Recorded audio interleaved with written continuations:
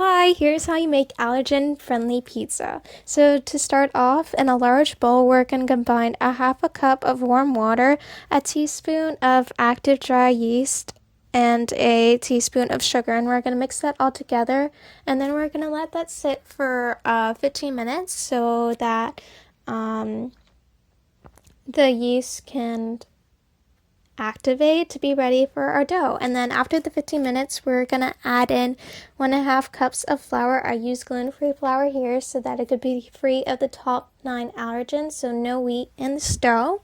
And then as well as a pinch of salt, 4.5 teaspoons of olive oil, and stir it all together to combine to make our dough until it comes to that dough-like consistency of pizza dough.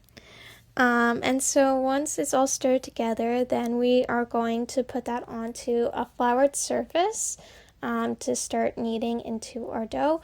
Mine was still not fully formed, and so you can keep on adding water until it gets to the consistency that you want, that you're able to roll it into a ball and keep on kneading it until it does get that dough-like consistency. And then once we have our dough formed, we're going to move it into a oiled bowl. I just used our bowl from earlier, and so I evenly distributed the oil in the bowl with a brush, and then I put our dough ball in there, and then I covered it with a damp kitchen towel, and then we're gonna let that rest for an hour so it can double in size.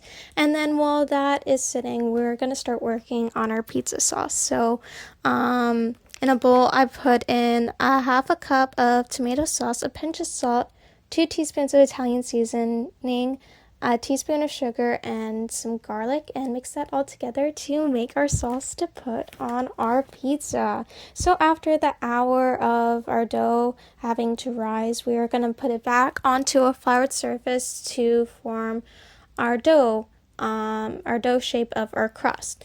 So I did a circle here. You can do whatever shape that you want. You can do a square, you can do a heart. It is up to you. This is your pizza.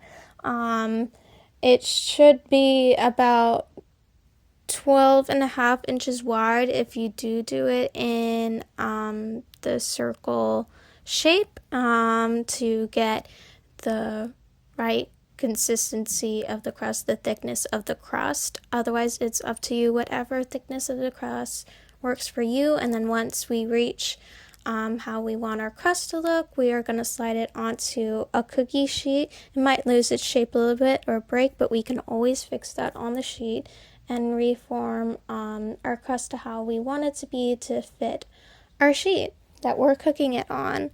And then so once that's formed completely, we're going to pull out a fork to pierce the bottom of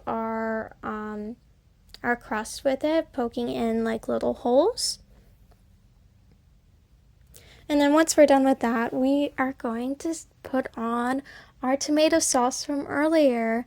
And so I started putting it in the middle and then spreading it throughout so that's all evenly distributed.